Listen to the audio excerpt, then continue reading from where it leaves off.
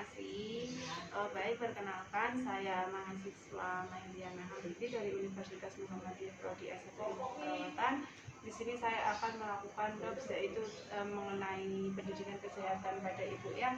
Kemarin saya telah melakukan pengkajian pada ibu. Untuk keluhannya ibu sering merasa pusing karena riwayat anemia, kemudian merasa sering lelah, terus kadang juga sering merasa sakit kepala ya Bu ya. Kemudian untuk data objektifnya saya melihat ibu tuh kelihatan lemas, lesu, kemudian untuk tekanan darah 90/60, kemudian untuk nadinya 80, suhunya normal ya Bu 36, kemudian respiratnya 20, dan untuk HB-nya ini 6,9, jadi termasuk rendah ya Bu ya. Kemudian untuk faktor resiko dan penyebab anemia itu ada macam-macam ya Bu ya. Di sini yang pertama ada stimulasi produksi sel darah merah yang tidak memadai dipengaruhi oleh hormon.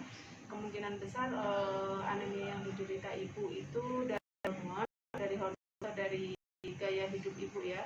Kemudian yang kedua itu ada hipotiroidisme, kemudian beberapa gangguan yang dapat menimbulkan kerusakan sel darah merah. Kemudian kekurangan vitamin dan nutrisi seperti rendah zat besi, vitamin B12 dan folat. Kemungkinan ibu memakan makanan atau gizi yang kurang mengandung besi.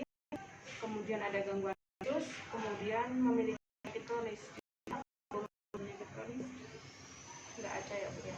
Kemudian ada penyakit keturunan yang diturunkan dari orang tua, atau orang tua ibu mengidap anemia juga? Enggak ya Bu. Kemudian untuk patofisiologi anemia atau perjalanan anemia itu di sini ada, ibu bisa lihat ya Bu ya, di sini peredaran saluran itu cema, uterus, hidung, luar, kemudian di sini kehilangan sel darah merah, kemudian defisit zat besi. Defisit zat besi itu kayak kekurangan zat besi, entah itu dari makanan atau dari hormonnya ibu. Kemudian di sini penurunan P di sumsum tulang, kemudian reproduksi sel darah merah menurun. Jadi kalau defisit zat besi itu, kemudian nanti produksi sel darah merah menurun, kemudian akan menyebabkan anemia. Dan untuk diagnosa keperawatannya yang mungkin muncul dari anemia itu ada bermacam-macam Bu. Ada resiko infeksi, kemudian ketidakefektifan perfusi jaringan perviar, kemudian ada defisit perawatan diri. Kemudian yang selanjutnya ada ketidakseimbangan nutrisi, kurang dari kebutuhan tubuh, kemudian ketidakefektifan pola nafas. Di sini untuk defisit perawatan diri atau intoleran aktivitas, yaitu kayak sesuatu yang menghambat pekerjaan ibu, atau kayak ibu misal mau ngelakuin sesuatu tapi ibu nggak mampu gitu Bu, jadi kayak rasa lemah gitu. Kemudian untuk mood, kadang ibu juga mengatakan lagi nggak mood gitu kan, kelihatan dari tampak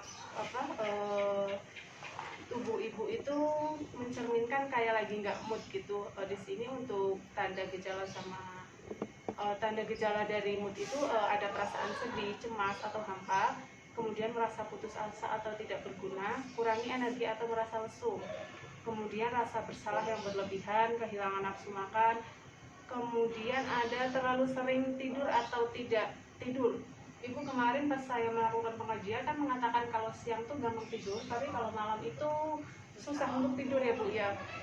Kemudian mudah marah, bahkan hingga terjadi permusuhan. Mungkin kalau lagi bad mood gitu ya Bu, jadi gampang marah-marah gitu ya.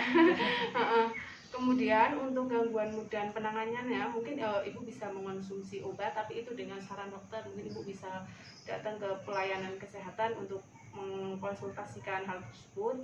Kemudian tidur dan istirahat yang cukup Bu, jangan terlalu capek atau memikirkan hal-hal yang tidak perlu. Kemudian terapkan pola makan yang sehat. Biasanya ibu kan mengatakan kalau nggak pengen makan gini gitu kan, ada juga banyak makanan yang ibu tidak makan gitu. Sebisa mungkin ya makan sedikit aja nggak apa-apa, yang penting sering gitu. Kemudian ibu juga mengatakan kayak jarang melakukan olahraga ya Bu ya.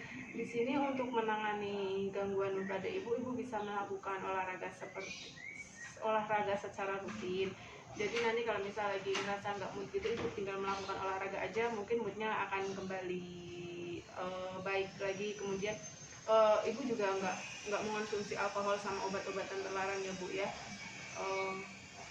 Kemudian jaga hubungan baik dan tetap terhubung dengan teman atau saudara gitu Bu. Apakah ada yang ingin ditanyakan Bu? Iya, cuman mau tanya mengatasi apa kok sedikit lelah gitu loh. Itu harus minuman atau makanan yang harus dikonsumsi. Oke, di sini karena ibu riwayat penyakit dahulunya itu anemia, jadi kan nggak mau merasa lelah. HB-nya 6,9 dulu itu di data labnya ya Bu ya. Mungkin kalau untuk mengatasi hal tersebut, ibu bisa mengonsumsi makanan yang mengandung zat besi tinggi. Kemudian saya sarankan juga setelah makan tuh jangan, sebisa mungkin jangan minum teh, karena teh itu mengandung menghambat penyerapan zat besi. Jadi sebisa mungkin kalau bisa tuh minum air putih, atau ingin minum manis-manis bisa juga minum es jeruk gitu. Yang penting kalau bisa jangan minum teh dulu. Kemudian untuk pengenangan yang lainnya bisa ibu mengonsumsi obat yang untuk penambah darah, misal kayak sangobion, atau ibu juga bisa konsultasikan ke pelayanan kesehatan untuk obat penambah darahnya tersebut Bu.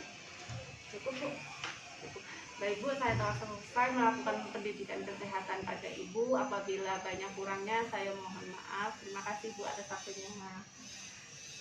Assalamualaikum warahmatullahi wabarakatuh Bu.